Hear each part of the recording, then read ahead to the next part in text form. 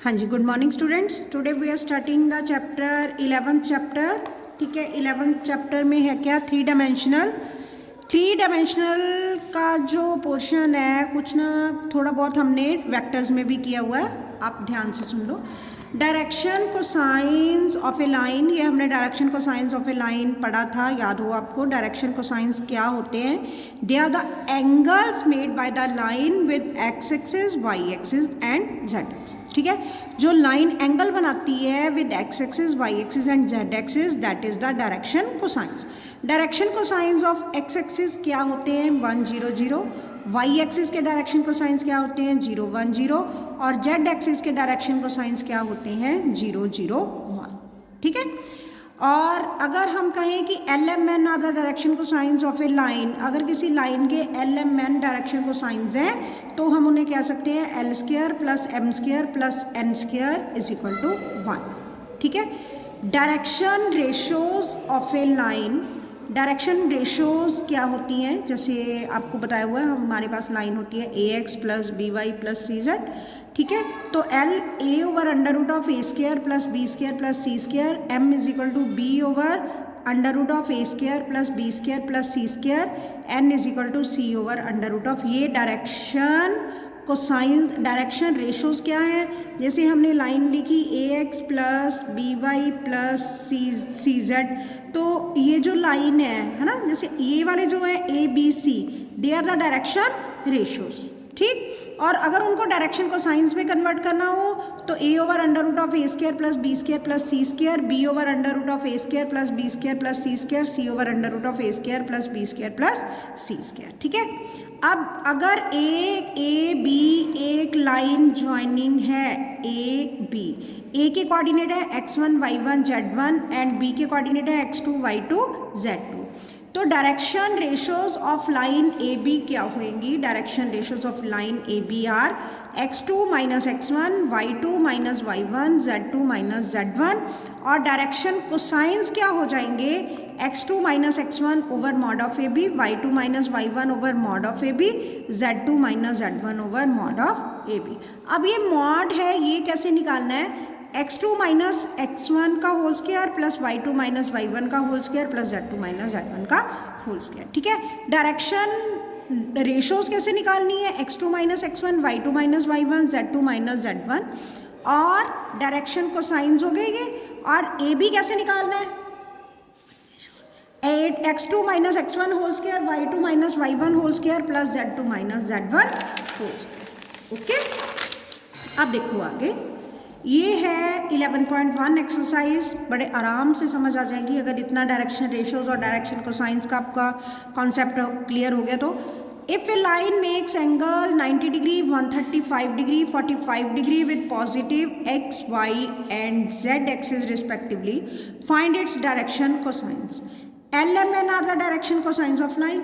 ठीक है जी, L cos 90, m cos 135, n cos 45। ठीक है, अब cos 90 0, cos 135 90 plus 45 minus 1 over root 2, n is equal to 1 over root 2, ये डायरेक्शन को साइंस सिंपल हो गया। ठीक है, find direction cosines of a line which make equal angles with coordinate axis. Equal angles मतलब l M n equal angles हैं, cos theta cos theta cos theta, l square plus M square plus N square, cos square theta plus cos square theta plus cos square theta is equal to 1, 3 cos square theta is equal to 1, cos square theta 1/3, तो cos theta plus minus 1 over root 3, direction cosines plus minus 1 over root 3 plus minus 1 over root 3 plus minus 1 over root 3।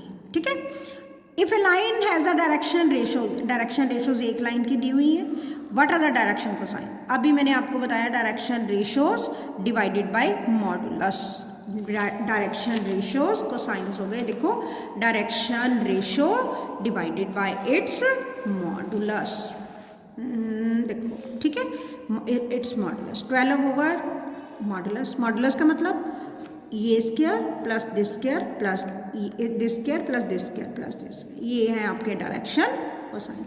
जब direction ratios को उसके modulus के साथ divide कर देते हैं तो वो बन जाते हैं डायरेक्शन कोसाइंस। ठीक है जी, show that the points are collinear. A point है 2 3 4, बी पॉइंट है -1 -2 1, सी पॉइंट है 5 8 7, they are the collinear. Direction ratios of line A B, A B की डायरेक्शन रेशियोज कैसे निकालनी है, अभी आपको बताया था x2 minus x1, y2 minus y1, z2 minus z1। Direction ratios A B की होगी x2 माइनस x1, ठीक है, y2 minus y1, z2 minus z1, ठीक। इसी तरह बी सी की हो गई x2 minus x1, y2 minus y1, z2 minus z1। जब हमने निकाली then you can see they are proportional, hence collinear. Collinear की कंडीशन पता है ना कि अगर डायरेक्शन रेशियोज उनकी मतलब स्केलर मल्टीपल हों, प्रोपोर्शनल हों, then you can say that they are the collinear lines, ठीक है। अब find direction cosines of the sides of the triangle whose vertices are, vertices दिए हुए हैं। अब हमने क्या किया, direction cosines of side A B निकाले। ए बी कैसे, x2 minus x1 over modulus of A B, y2 minus y1 over modulus of A B, z2 minus z1 over modulus of A B. x2 minus x1 over modulus of A B हो गया, ठीक है। Modulus of A B कैसे निकालना है, x2 minus x1 का whole square plus y2 minus y1 का whole square plus z2 minus z1 का होल स्क्वायर। बेटा जब ये स्क्वायर है तो आगे पीछे भी हो जाएगा तो कोई फ़र्क नहीं पड़ता, ठीक है। x2 और x1 उल्टे भी लिए जाएंगे तो कोई फ़र्क नहीं है, ठीक है। अब ये हो गया ए बी का मॉडुलस। ऐसे ही direction cosines of b c हमने निकाल लिए। बी सी कैसे, x2 minus x1, y2 minus y1, z2 minus z1 over modulus b c हमने निकाल लिया, ठीक है जी। Direction cosines of A b and b c, उसके बाद सी ए के डायरेक्शन कोसाइंस निकाल लिए। सी ए के डायरेक्शन कोसाइंस निकाल लिए, ठीक। तीनों के डायरेक्शन कोसाइंस हमने निकाल लिए। ये था कि find the direction cosines of the sides of the triangle whose vertices are. अब find the angles of the triangle. Angle निकालना है ए बी, एंगल निकालना है ए बी और बी सी में एंगल निकाल लिया। वो कैसे, L1 L2 plus M1 M2 plus N1 N2। ऐसे ही आप कॉस बी निकालोगे, ऐसे ही कॉस सी निकालोगे। तीनों का एंगल जो है वो सेम आ रहा है, then you can say that the triangle is isosceles, ठीक है। इतनी सी चीज़ थी इसमें। अब है एंगल बिटवीन टू लाइंस। अब ये लाइन के डायरेक्शन रेशियोज आपको निकालने आ गए, डायरेक्शन कोसाइंस आपको निकालने आ गए। अब ये है angle between two lines. Angle कैसे निकालना है, अगर एक लाइन की आपको डायरेक्शन कोसाइंस दिए हुए हैं L1 M1 N1, L2 M2 N2 other direction cosines of दूसरी लाइन के, ठीक। आपने इनके बीच में एंगल निकालना है, तो एंगल कैसे निकालोगे, L1 L2 plus M1 M2 plus N1 N2, ठीक है। L1 L2 plus M1 M2 plus N1 N2।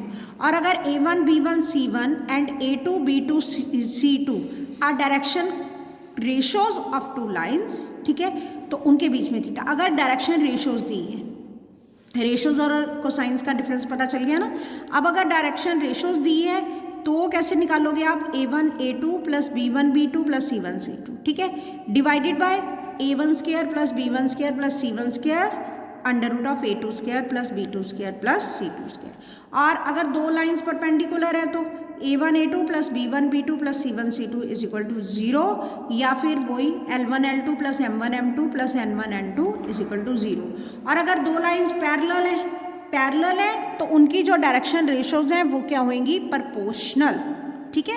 ये हो गया एंगल निकालने का काम। अभी ये चीज़ ध्यान से सुनो, ये दो तरह की हमने लाइंस करनी है। Equation of a line passing through a given point and parallel to a given vector. ध्यान से सुन लो दोबारा, equation of line passing through a given point, एक पॉइंट से पास करती हुई और parallel to a given vector. जो ये लैम्डा के साथ लगा हुआ है, ये वाला जो वेक्टर है वो क्या होएगा, पैरेलल, और जहाँ से पास कर रही है लाइन वो ये वाला ए पॉइंट होएगा। The vector form of a line passing through a given point A and parallel to a given vector, इसकी इक्वेशन क्या होती है, r is equal to a plus lambda times b. अब याद रखना, जो ये ए है इसमें से लाइन पास कर रही है, और जो लेमडा टाइम बी है ये क्या है, जिसके वो पैरेलल है, बी वेक्टर है, ठीक है जी। तो लेमडा इसका स्केलर हो गया। जो लेमडा के साथ ये चीज़ लगी हुई है वो है जो जिसके पैरेलल है लाइन, और ये पासिंग थ्रू। और इसकी कार्टेशियन क्या आएगी, देखो x minus x1 x minus x1 जो पासिस थ्रू वाला पॉइंट है वो ऊपर, और जो पैरेलल है डायरेक्शन रेशोज नीचे वाली होती है, ठीक है। x minus x1 over a, y minus y1 over b, z minus z1 over c, ये है इसकी कार्टेशियन। अब देखो जो ये ए बी सी हैं they are the direction ratios, ठीक है। Equation of a line passing through two given points, अगर दो गिवन पॉइंट्स हैं तो उसकी इक्वेशन क्या आएगी, r is equal to a plus lambda times b minus a, lambda times b minus a. अब इसकी कार्टेशियन क्या बनेगी, x minus x1 over x2 minus x1, y minus y1 over y2 minus y1, z minus z1 over z2 minus z1, ये इसकी होगी Cartesian. और अगर vector form में ही आपने एंगल निकालना हो तो ये जो डायरेक्शन रेशोज वाले हैं, ये वाला जो पैरेलल वेक्टर है b1 dot b2 divided by modulus of b1 into modulus of b2, ऐसे हो जाएगा, ठीक है जी। अब 11.2 एक्सरसाइज ध्यान से देख लो, जो ये हमने बेसिक किया है उसी के बेस पे है ये सारी exercise. Show that the lines with direction cosines, ठीक है, आर म्यूचुअली परपेंडिकुलर। ये डायरेक्शन कोसाइंस दिए हुए हैं, आपको शो करना है कि वो म्यूचुअली परपेंडिकुलर है। परपेंडिकुलर का मतलब मैंने क्या समझाया आपको, L1 L2 plus M1 M2 plus N1 N2 should be equal to 0। तो हमने देखा ये L1 के डायरेक्शन कोसाइंस हो गए, ये लाइन 2 के डायरेक्शन को साइंस हो गए, ये लाइन 3 के डायरेक्शन को साइंस हो गए। Let alpha beta gamma be the angles between the lines, ठीक है। तो पहले हमने निकाला कॉस अल्फा L1 और L2, ठीक, 12 over 13 into 4 over 13, L1 L2 plus M1 M2 plus N1 N2, वो क्या आ गया 0। ऐसे ही हमने बीटा एंगल निकाला L1 L2 plus M1 M2 plus N1 N2, वो भी क्या आ गया 0। तीसरा एंगल निकाला, वो भी क्या आ गया 0। Then you can say L1 is perpendicular to L2, L2 is perpendicular to L3 and L3 is perpendicular to L1, so they are mutually perpendicular, ठीक है जी। शो, अब अगला समय, show that the line joining the points is, अब 2 point form आ गई ना, इन दोनों में से पास करती हुई लाइन और इन दोनों में से पास करती हुई लाइन, दे आर परपेंडिकुलर। इसके लिए अभी मैंने क्या सिखाया आपको, क्या सिखाया कि अगर उसकी डायरेक्शन रेशोज चाहिए ना परपेंडिकुलर के लिए, तो डायरेक्शन रेशोज क्या हो जाएंगी, L1 इन दोनों की x2 minus x1, y2 minus y1, z2 minus z1, ये ले ली हमने, x2 minus x1, y2 minus y1, z2 minus z1, ठीक है जी। अब L2 की direction ratios x2 minus x1, y2 minus y1, z2 minus z1, आपके पास डायरेक्शन रेशोज आ गई। Direction ratios आ गई तो आपको एंगल निकालने का फॉर्मूला क्या बताया, a1 a2 plus b1 b2 plus c1 c2 divided by modulus of a1 square plus b1 square plus c1 square under root of a2 square plus b2 square plus c2 square. Formula लगाया, वो 0 आ गई। यही हमने show करना था कि they are perpendicular to each other, ठीक है जी। आगे अगला समय, show that the line through the point, वही चीज़ आ गई, इन दोनों में से पास करती हुई लाइन और इन दोनों में से पास करती हुई लाइन, 2 पॉइंट फॉर्म लग गई। 2 पॉइंट फॉर्म में अगर हमने डायरेक्शन रेशोज निकालनी है तो कैसे निकालेंगे, x2 minus x1, y2 minus y1, z2 minus z1, x2 minus x1, y2 minus y1, z2 minus z1।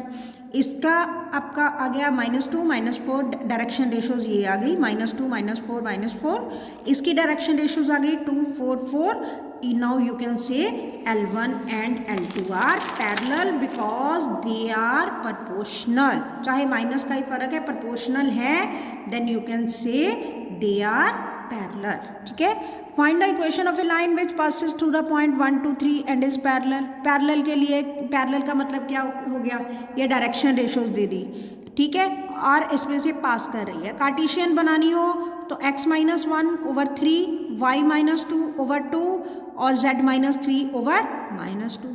और हमें वेक्टर इक्वेशन बोला है तो ये जिसमें से पास कर रही है वो a पॉइंट हो गया, i cap plus 2j cap plus 3k cap, और जिसके पैरेलल है वो क्या हो गया, b वेक्टर हो गया। r is equal to a plus lambda times b, a हो गया जिसमें से इक्वेशन पास कर रही है, b हो गया जिसके वो पैरेलल है। है, ठीक है जी। Find the equation of a line in vector and in Cartesian form passes through the point with position.